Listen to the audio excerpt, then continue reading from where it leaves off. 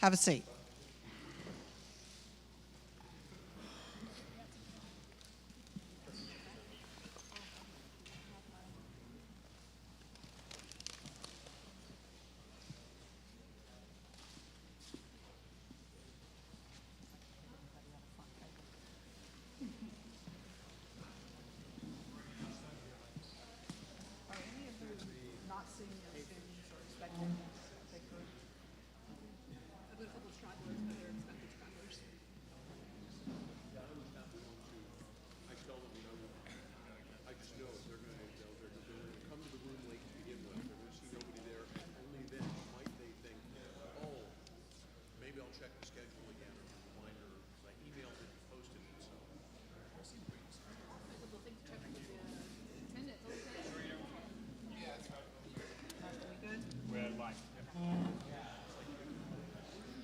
Good afternoon. Have a seat. Let's get started. Hello, people. Hi. I'm Dr. Natalie Cote. In addition to being a professor of psychology who's been here a very, very long time, here recently I have been running the college's financial literacy program, which is called Money the Abbey Way. So the FYE program asked if I could come and talk to you a little bit about financial literacy.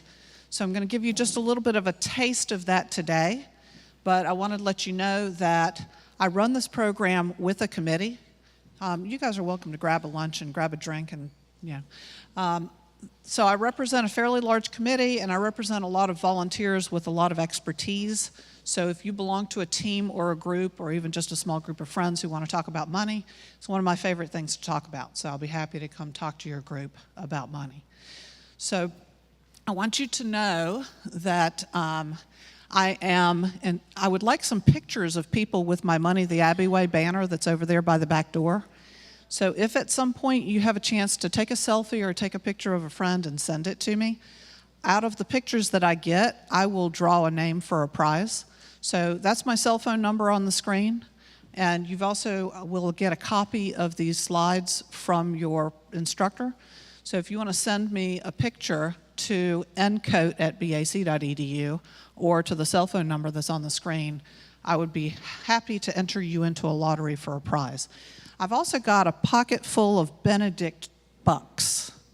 So my Benedict bucks are if I catch somebody asking an intelligent question or volunteering or saying something particularly insightful, then if I give you one of these can be shown to the prize lady in the red back there at the table who has some Belmont Abbey swag as well as some gift cards to local businesses.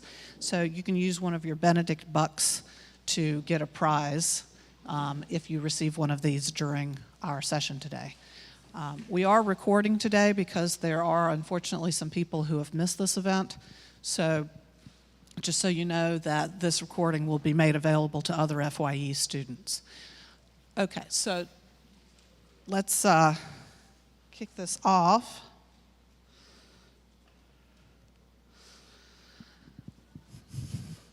Money the Abbey Way is part of the college's accreditation cycle. Every 10 years, the college chooses to focus on an enhancement. Last 10 years was information literacy. This 10 years is financial literacy. So there are 5 goals of the Money the Abbey Way program. We're going to be focusing on 3 of those today, but I want to make sure you understand that hopefully by the time you graduate, you will not only know more about personal finance, but you'll also have had some opportunities to apply personal financial principles to a specific practical situation. We're going to do that today. Third goal is that we want you to understand basic Catholic teaching about money. That's particularly embedded in Financial Literacy 101, which is an asynchronous online 1-credit course that you can take. The fourth goal is that we want you to have some opportunities to spend time reflecting on your values because that has a huge effect on how you make money decisions. Today, we're going to have you thinking about wants versus needs. And then the fifth goal is we want you to be appropriately confident about making financial decisions. Not overconfident, not underconfident, but appropriately confident. So we're focusing on 3 of those goals today. Last week, I finally finished an 8-year process, and I am now a certified financial planner. So as a certified financial planner, and I've got a side gig as a financial planner in South Carolina, I need to just make sure that you see this disclaimer, which is I'm not giving you personal individual financial advice. You're not my client. So this is an educational session. If you want personal individual financial advice, there are some good professionals out there. I can hook you up. But today's session is going to focus on general principles and education. All right, so we're going to discuss budgeting around wants and needs. You are going to do a small group activity. So I don't really care if the group size is huge, but you guys who are at like more than 8 people in a group, you might want to divide into 2 groups just to make things a little bit more manageable. You're going to generate budget categories. You're going to figure out the income for a woman named Jane Doe. She's a hypothetical fictional person. She works at Belmont Abbey College. After we discuss budget categories and Jane Doe's wants and needs, then I'm going to tell you how much she actually makes, and I'm going to have you try to figure out where is a place that she can afford to live. You're going to work with the group to do that, and then we're going to end up with some local resources, okay? Before we get into that, I want to give you a rule of thumb, kind of a heuristic guideline, that when you're thinking about budgeting, a fairly common rule or rule of thumb guideline is that you take your net monthly income, so after all of the deductions that come out of your paycheck, you take your net monthly income and divide that into 3 buckets. This is the 50-30-20 rule. That is, try to keep your essential bills and needs to 50% of your monthly income. Reserve 20% of your monthly income for savings. That might be building up your emergency reserves. It might be midterm savings for things like a wedding or a trip. And it also includes retirement savings, so long-term or saving up for a car or a house. So set aside 20% for those savings goals, and that leaves 30% for discretionary spending. That would be, things that you want, but you don't necessarily have to live. So let me offer you this as a gift for today, the 50-30-20 guideline. If you're able to budget and stay within those guidelines, then that is going to help you make some financial decisions and set you up pretty well for finances in the long run. Let me go ahead and stop there and pause. Any questions about that? Is that pretty clear? Okay. All right, instructors, I'm going to ask for a volunteer to be my scribe. I need somebody who was willing to write on the whiteboard up here. Can I get a volunteer for the instructors table? Ian, Dr. Crow? Okay. So while he's coming up, let me just point out to you that there are some QR codes for you to scan at the end of class today. There's one by the back door, there's one by this door, and then there are some on the tables. That is for attendance. And I also want to tell you that we're going to do this group activity in 2 parts. So the colored handout on your table is for part 2. You can leave that alone for now. The top page of the other handout we are going to use here shortly. So I want you to identify your group mates, and I want you to identify somebody who will be the scribe. The scribe can either take notes on paper, or the scribe can open up a shared Google Doc. So go ahead and make sure you know the names of the people that you're in a group with, and make sure you identify somebody who's willing to be the scribe. Instructors, I don't know if your students might need a little help with this. If they don't know whether you want them to upload a file or if you want them to turn in something on paper, this might be a good time to tell them. Okay.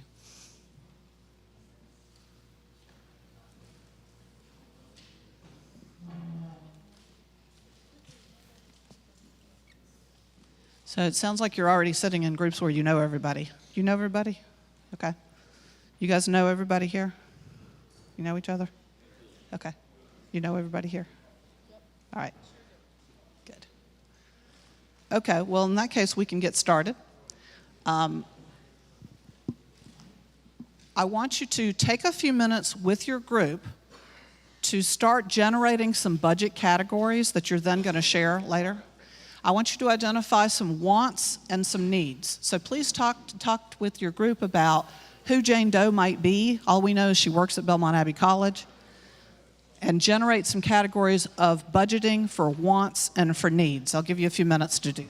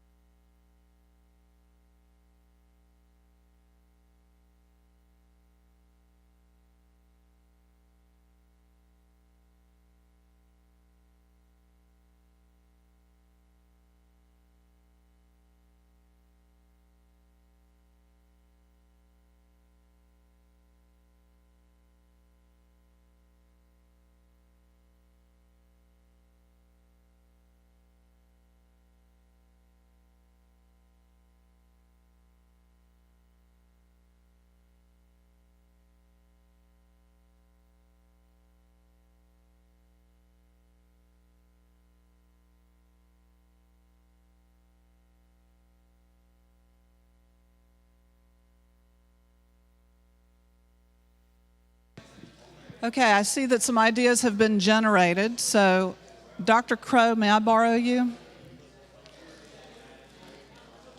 It's okay if you didn't finish. What I'd like to do is for us to work together to see if we can hit some of the highlights, some of the real important things that people might need to budget for. So can I get a volunteer to share what the group has come up with? I see a hand back here. Okay. What's your name? Dominic. Is this whole group your group? Group Jane number 2. Okay, what did Group Jane number 2 come up with? Could I have just a couple? Yeah, for wants, we have fast car.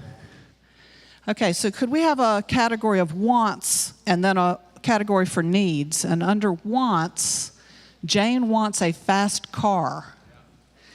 Okay, what else does Jane want? She wants to golf. Do you have any needs? Needs? So under needs, we need food, and under wants, we have golf. Okay, so she needs food, but she wants golf and a fast car. Dominic, thank you very much. At some point today, if you want to show that to Sierra, she will give you a prize. Okay.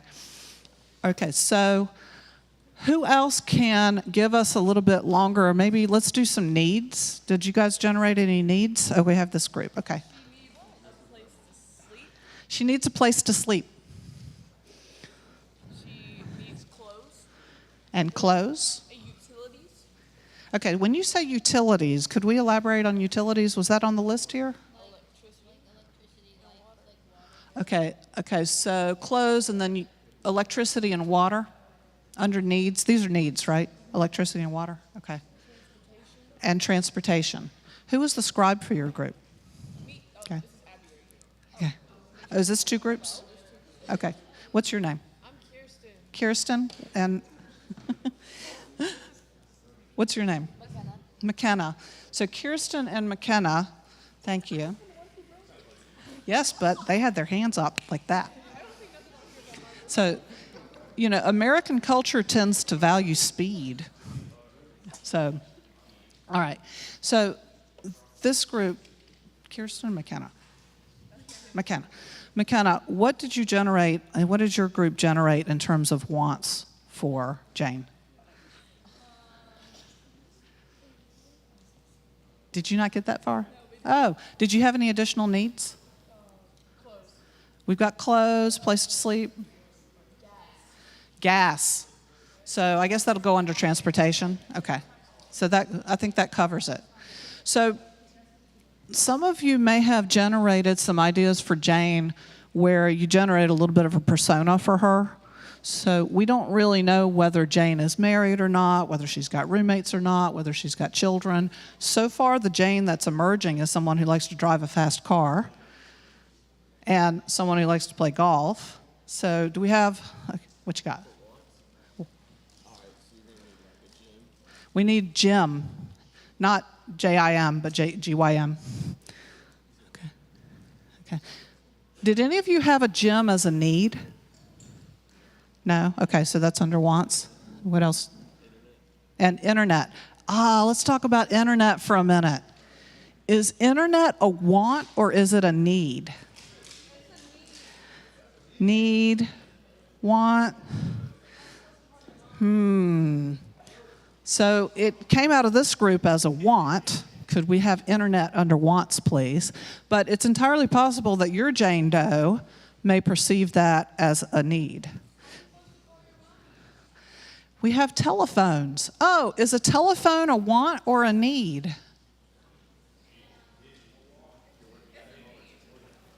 She's working at a college. This is a good point. So Belmont Abbey College employees, do any of you not have a phone? So let's put a phone under need. Nowadays, most phones also have internet, but you know, there is such a thing as a flip phone. There's even something called a rotary dial phone.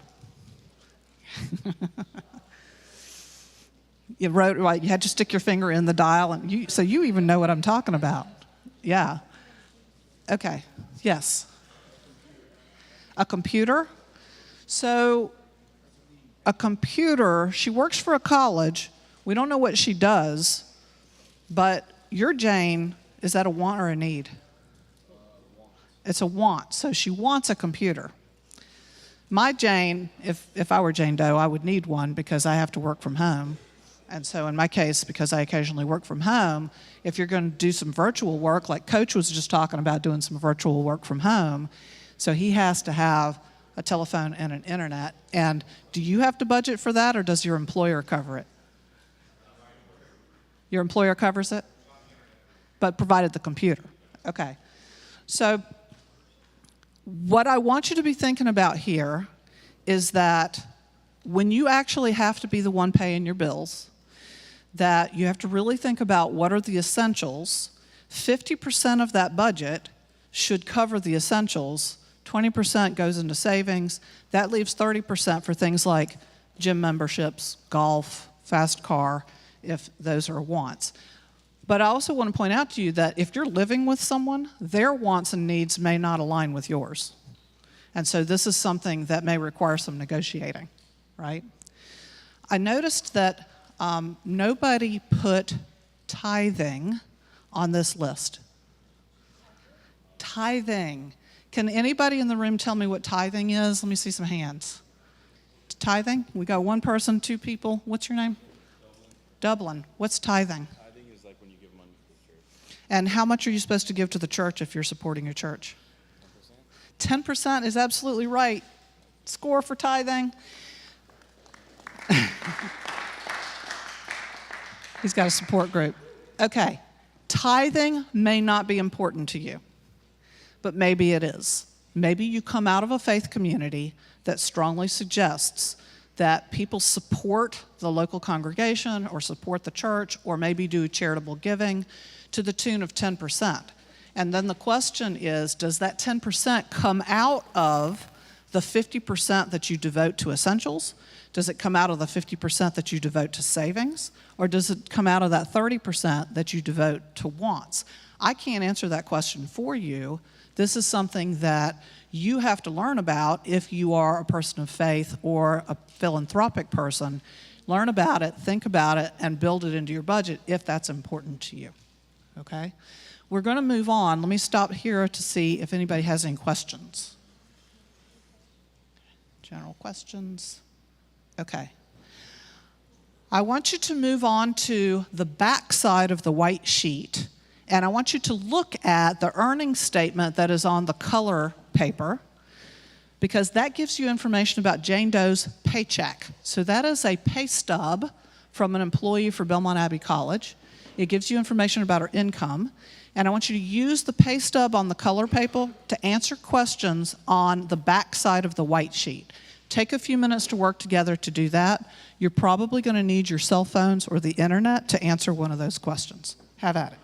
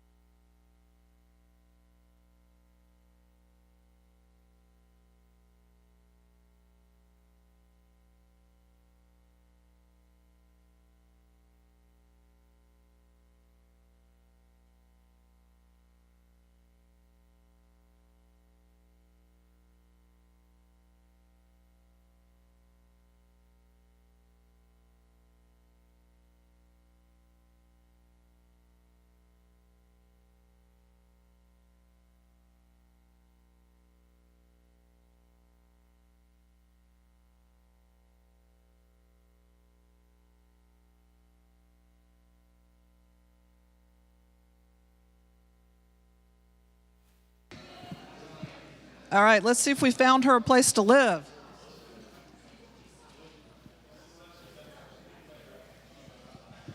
So, let me have your attention, please. I want to give you a little bit of context because I changed these questions after the first half of FYE went through this lesson because I was getting some questions about whether her salary was reasonable and whether her salary was kind of an average salary.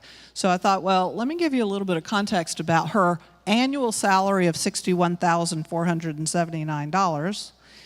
I went and looked at the Bureau of Labor Statistics and the Census Bureau, which are great sources of this kind of information.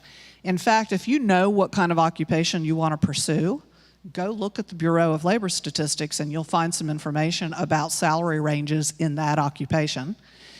So what you can see here is that her salary is actually a little higher than the median U.S. annual survey, annual salary for full-time adults working full-time, okay? So yes, her salary is a kind of a reasonable depiction of a typical salary. It's not that far off of my salary, by the way, just a little self-disclosure. And then for people in your age range, 16 to 24-year-olds, that is the age slice that is the lowest paid. Of course, because you haven't made it very far into your career by that point. So you can't expect to be extraordinarily well paid just coming out of college, but then fairly quickly people with college degrees tend, I'm not giving you any guarantee, but tend to move up. So that what you see there is that the median incomes for people by education, you'll see that there's a correlation. It's not a perfect causal link, but there's a correlation. More education tends to be associated with higher median salary. So bachelor's degree being kind of the cut point where economically investing in an education and getting a bachelor's degree tends to pay off financially over your entire working lifespan. So compared to other bachelor's degree recipients, her salary is under the median, but that includes all age ranges, and we don't really know how old Jane is. Let's see if you have figured out what she's going to be budgeting based on. That if you're taking the conservative estimate of looking at her take-home pay after she puts $600 a month in her health savings account, then you see that the amount in the lower right-hand corner was her monthly take-home pay. A quarter of that is kind of the rough rule of thumb. That is, if you put 50% aside for needs, half of that typically goes to housing. So 50%, you set that aside for needs, half of that, that is 25% of your take-home pay, that's your single biggest expense. So let's see if you found her an affordable place to live within commuting distance of Belmont Abbey College for about $763 a month. Okay, do we have any volunteers? Did you find her a place to live? Okay, you guys found her a place to live? What you got? Wow, a 2-bedroom, 2-bath apartment in Mount Holly for her to live by herself? With a roommate. Oh, with a roommate. What's your name? Nate. Okay, Nate is brilliant because having a roommate is one of the best things you can do for yourself financially. Because this is the biggest expense, if you can live with mom and dad or share an expense with somebody, maybe get married or have a roommate, then the money that you save from doing that frees up money for other things, including frees up money that you could be investing or putting in a retirement account. So this apartment that you found in Mount Holly, how much does it cost? $750 a month. Oh, wow, it's $750 a month for her or for the two of them? Okay, so it's $1,500 a month with the roommate. You can get a decent apartment for $1,500 a month, right? So the other thing with living with a roommate is that she might be able to have maybe some more amenities or a nicer lifestyle. Okay, so $750 a month fits in her budget and it leaves her a little extra money that she could save or spend on wants. Okay? Did anybody else find her a decent place to live? Okay. living in a tent in the woods, living in a dorm room, living in a camper van. I had a group last week who said that she had an extremely affluent husband. Okay, it's as easy to love a rich spouse as it is to love a poor one, I've heard. So maybe that's realistic. Did any of you consider buying a house? Did anybody consider buying a house? No? Okay. Let me ask the instructors then. Would it be possible to get a mortgage and buy a house where you have a house payment of less than $763 a month? Probably not. Okay, what if you are combining that with a second income so your mortgage payment is about $1,500 a month? Yes, you could probably find a house that you could afford for $1,500 a month. Okay, so these decisions that she's making then, keep in mind that that decision has enormous consequences for all of her lifestyle, whether she's able to have her wants, not just her needs met. Is she living within her means? Is she going to be able to tithe? I don't know if any of you considered the possibility of what neighborhood she wanted to live with and how far she was going to have to commute to work. If you choose to live in Mount Holly versus if you choose to live in Charlotte, that's going to have consequences for how much your transportation costs, how much gas costs, okay? I don't know if you took into consideration that she's going to have to pay for insurance, car insurance, if she's got a car. Did any of you find a place to live where she doesn't have to have a car?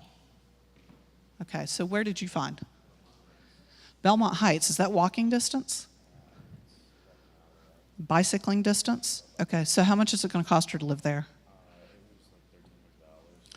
Oh, so she's going to have a roommate, but with a roommate, she can split $1,300, and she might be able to get away with either walking to work or bicycling.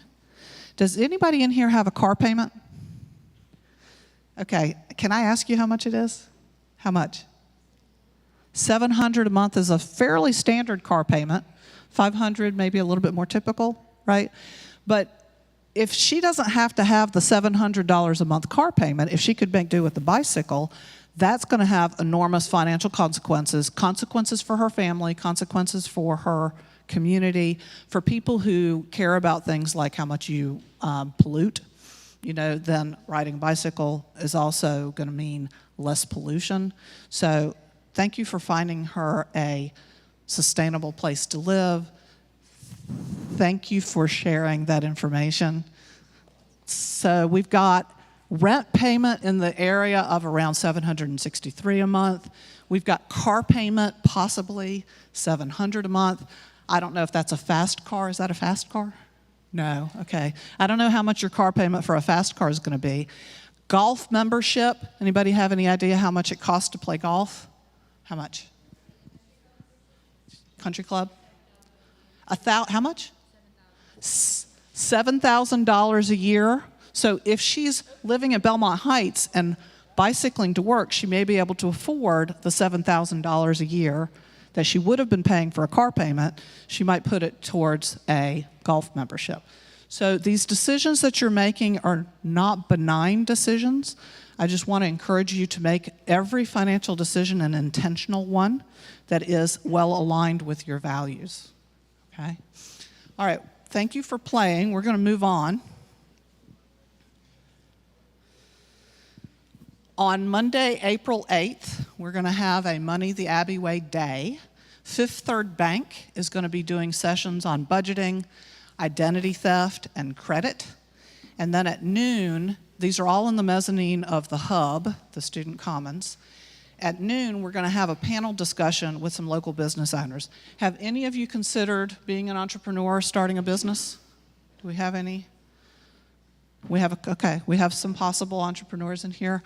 So I would encourage you at noon on Monday the 8th to come to that, because it gives you an opportunity to meet some local business owners and to hear from them about how to successfully start a business. So I'm going to be asking your FYE instructors if they'll give you extra credit, so I'm going to kind of embarrass them here. I'm hoping you'll offer extra credit for students who come to one or more of these. I want to encourage you to tap into the Financial Literacy 101 course. There's a 3-credit business course that's on personal finance and investments. We have an investment club. There are a bunch of seniors who are about to graduate out of the investment club, which leaves us with some open slots. So if you're very interested in learning how to manage investments, you can talk to me about applying for that investment club and join us next year. There are personal financial literacy resources at the Online Success Hub in Canvas. The library subscribes to the Wall Street Journal. I read the Wall Street Journal on most days. It's a very good business and finance and investments education reading that. So I encourage you to tap into the library resources. And then you can also have me or one of my colleagues from the personal finance program, Money the Abbey Way committee, come and talk to one of your groups. So let me check in with you to see what lingering questions do you have?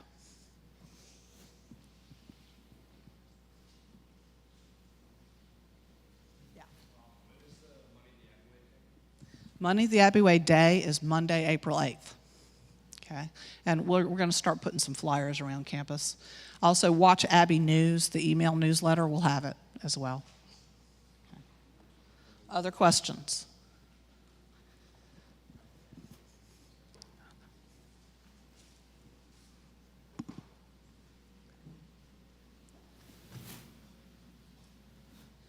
Those of you who earned a Benedict buck, would you please see Sierra and show it to her, and she'll give you a prize.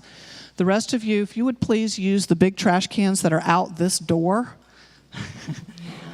and scan the QR code that's either at your table or near the door.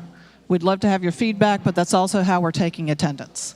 Thank you for your time and attention.